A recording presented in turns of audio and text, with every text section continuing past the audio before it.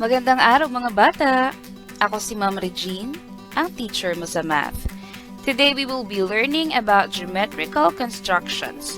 This is a lesson for grade 7 mathematics under quarter 3, lesson 4. Kaya tara na, and let's do the math.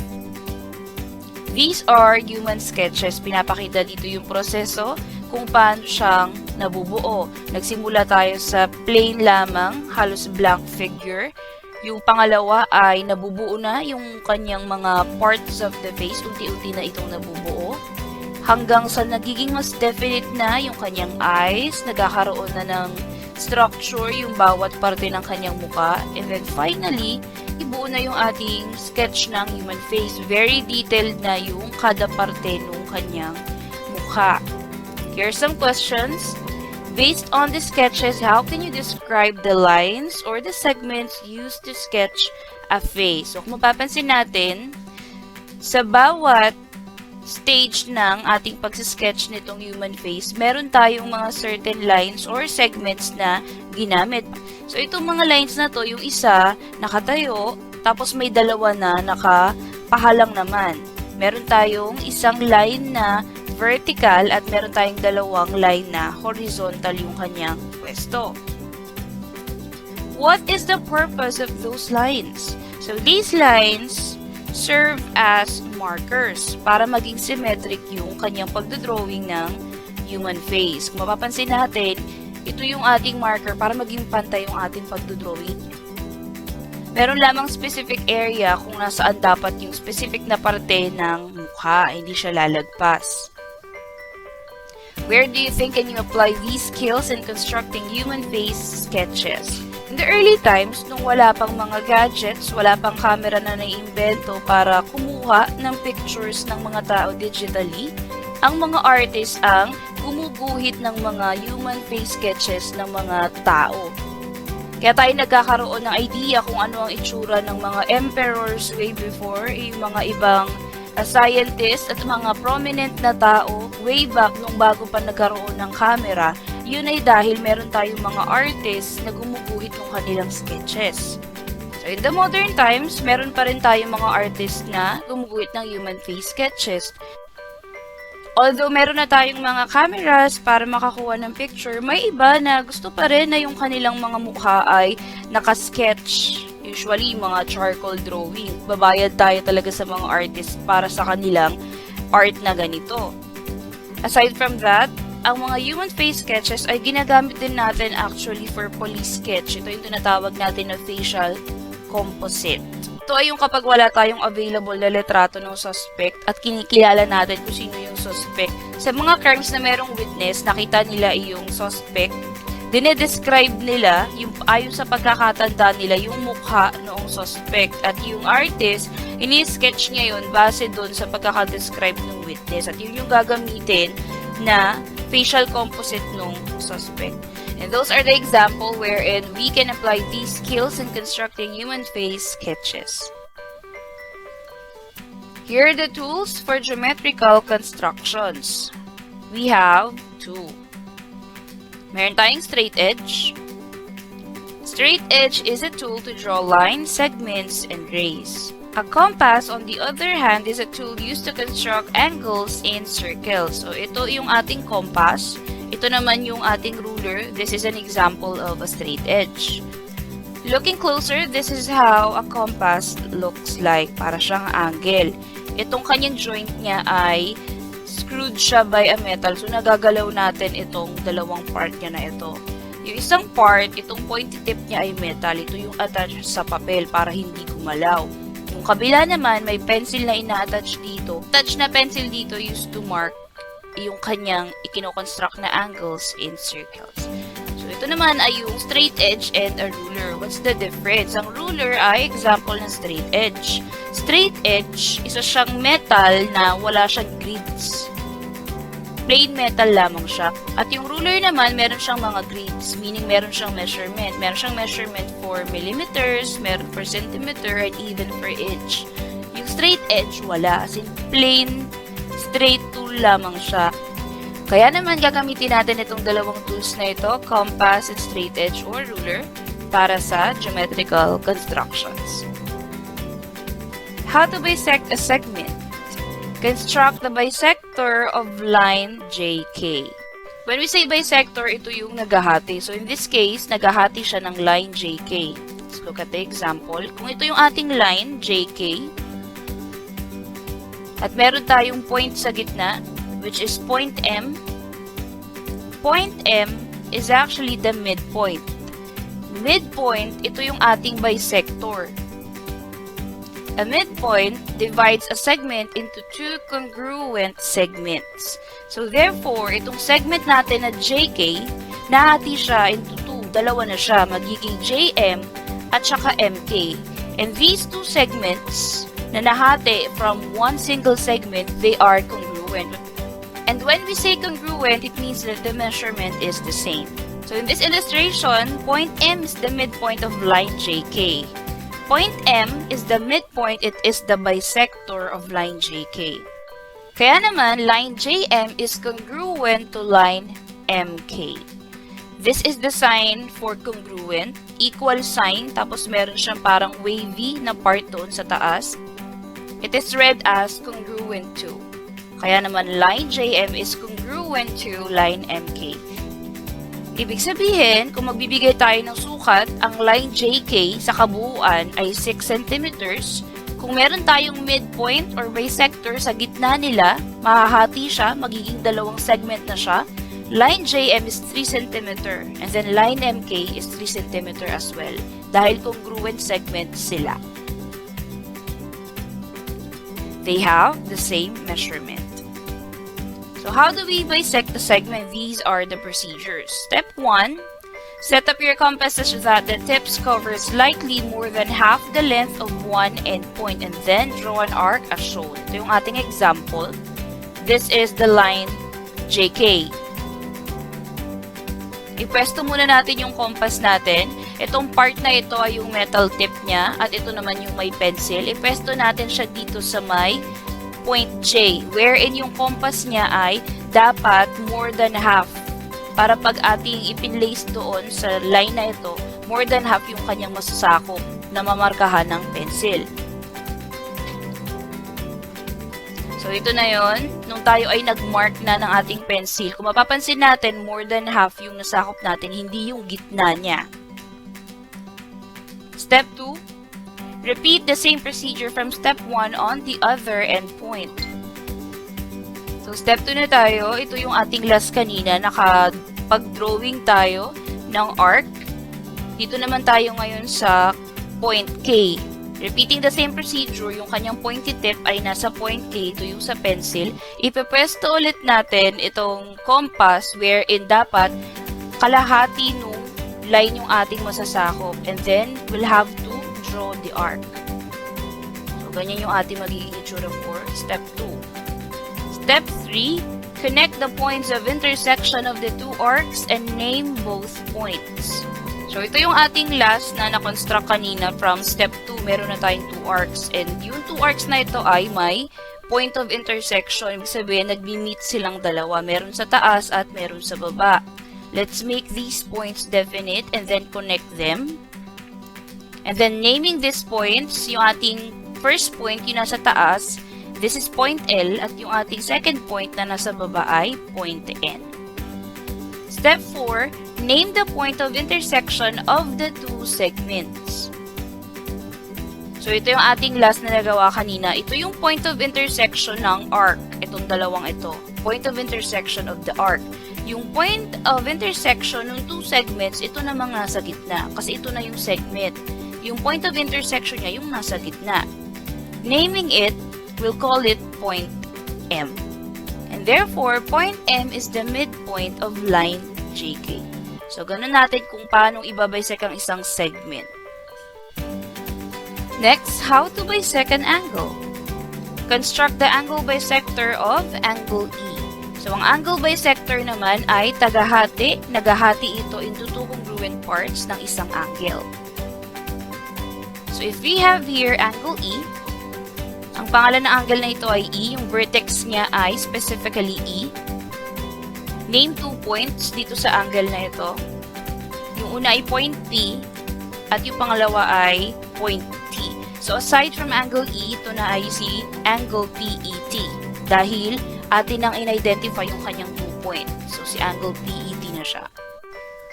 From angle PET, kung magkakaroon tayo ng line in between from E, extending, ito ay si point W, at magkakaroon tayo ng line EW.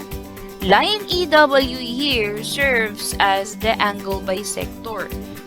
Kung mapapansin natin, si bisector ay naghahati doon sa angle. Kaya imbis na isang malaking angle lang siya na angle PET, naging dalawang angle na siya. Angle bisector divides the angle into 2 congruent angles. Congruent, therefore, yung kanyang sukat ay pantay. Line EW is the angle bisector. Tandaan na for an angle, ang bisector natin must be a line, not a point, but a line. Kaya naman sa kaso na ito, EW yung ating angle bisector. At ang sukat nila ay congruent. Angle PEW is congruent to angle WET. So ito yung ating PEW, ito naman si WET. Congruent yung kanilang sukat.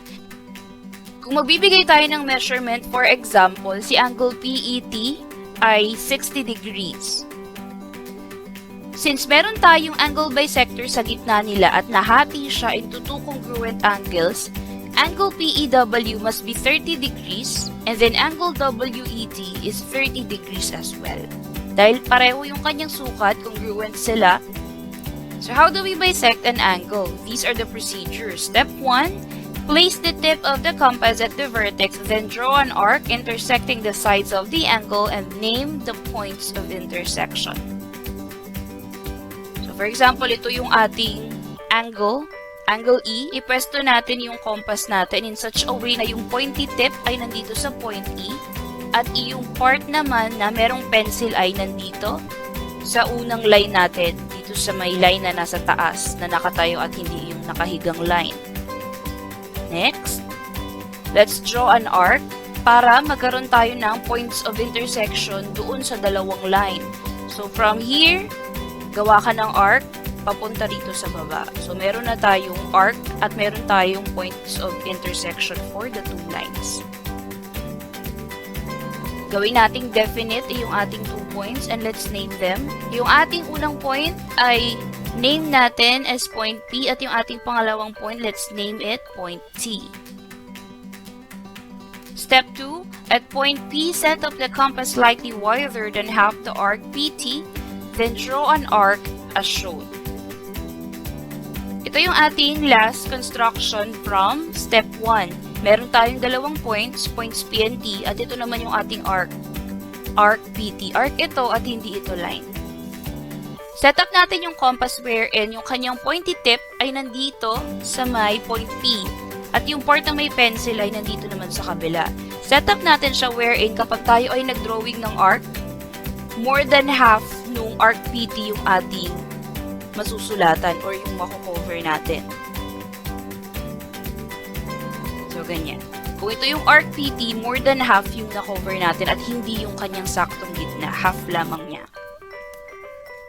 Step 3, using the same setup, repeat step 2 at point T, then name one of the 2 points of intersection. So, dito naman tayo sa step 3, we'll have to repeat kung anong ginawa natin sa step 2. Yung pointy tip ng compass ay nandito naman ngayon sa point T. At yung merong part na may pencil naman, nandito sa may kabila.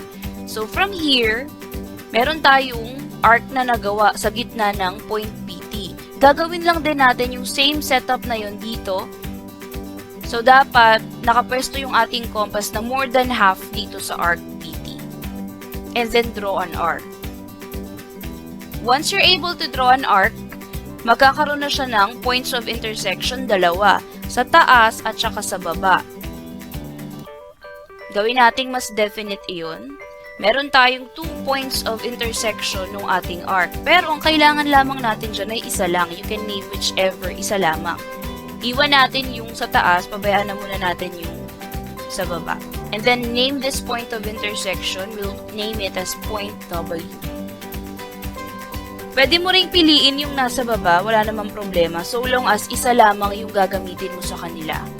Step 4, draw line EW. So, ito yung ating last na setup. Meron na tayong point W at meron tayong point E sa gitna that serves as the vertex. Let's just connect these 2 points. Meron na tayo ngayong line EW. And line EW is the angle bisector. Sa ating originally na angle E, ito ay naging angle PET muna. And then because of the angle bisector line EW, it is cut or divided into 2 equal angles, PEW and WET. How do we construct perpendiculars? So, ano nga ba ang perpendiculars?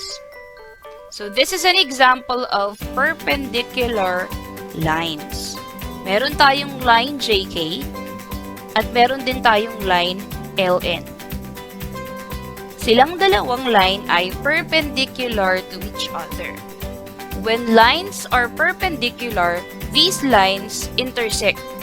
So, sila ay nag-meet in the center at yung kanyang point of intersection ay point M. For perpendicular lines, hindi lang sila basta-bastang nag-meet. It means that they are able to form right angles. And this is the symbol for right angle. Pag meron tayo nakikitang box, it means na itong apat na ito ay nakapag-form ng apat na right angles. Perpendicular lines are intersecting lines that form right angles.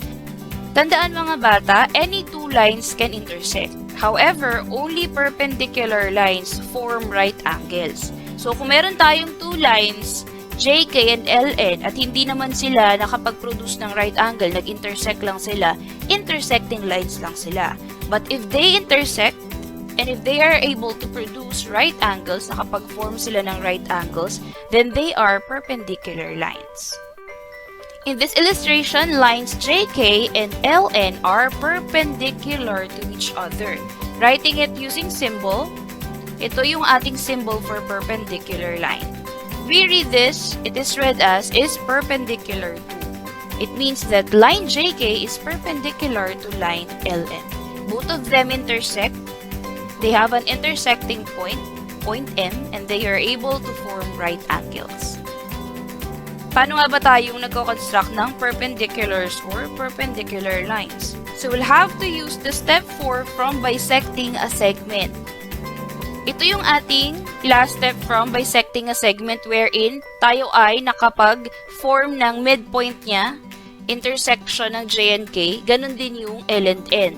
So therefore, yung ating point M, ito ay midpoint din ng segment LN. What we'll have to do for constructing a perpendicular is we just have to extend the two segments to opposite directions, affixing arrowheads on each end. So ito yung ating last step. These are just segments. Pansinin natin yung JK. This is a line segment dahil yung kanyang dalawang dulo ay endpoints. Ganon din yung LN.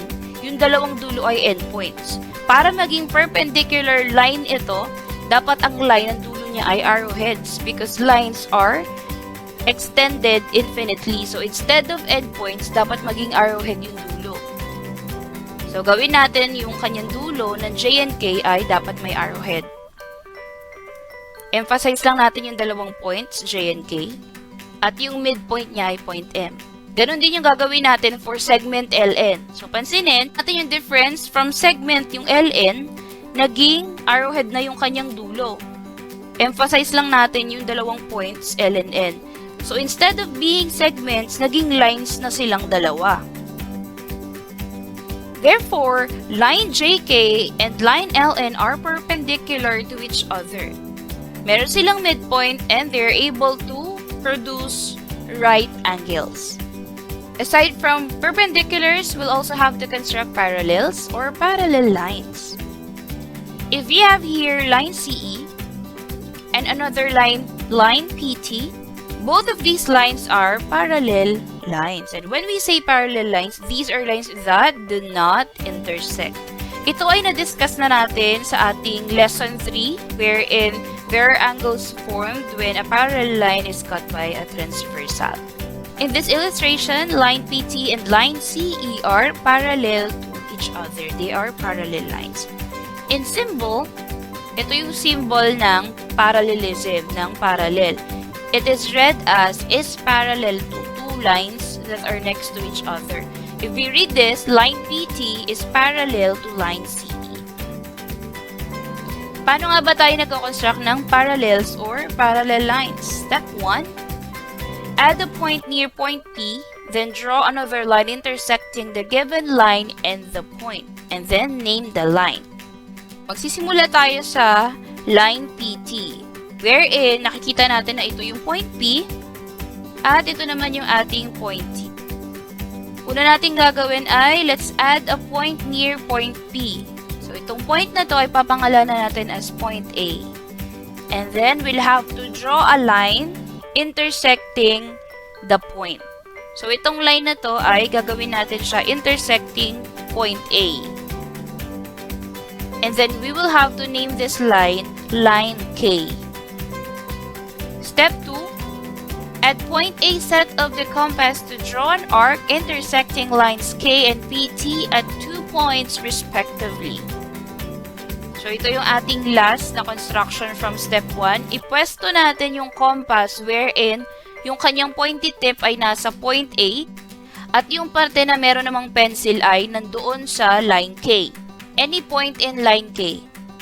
So, doon natin nakapwesto yung compass. And then, we'll have to draw an arc so that line K and line PT will have intersection points. Ito yung arc natin. At meron tayong 2 intersection points. Let's make those intersection points definite. And name them. Itong ating unang intersection point ay B at yung ating pangalawang intersection point, this is point S.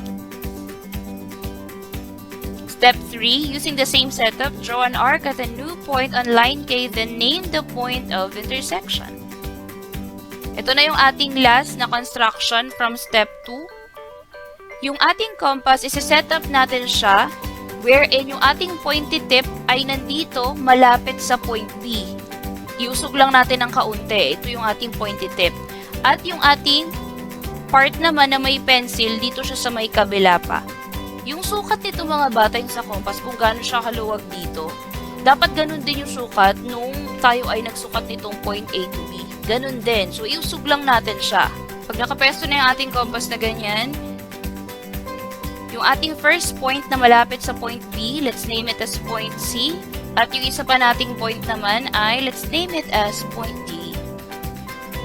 And then, we'll have to draw an arc. Draw an arc from point D. Step 4, set the compass opening as wide as the distance between points B and S. And then at point D, draw an arc and name the point of intersection of the two arcs. So, ito yung ating last construction. Yung opening ng ating compass na ito, kung gaano siya kaluwag, ay dapat katulad nung distance nung ginawa natin yung B and S. Then, from point D, let's draw an arc. So, itong arc na ito ay dapat maging kasukat nitong BS. Dahil pareho lang naman ng wide yung ating compass nung ginawa natin yung two arcs.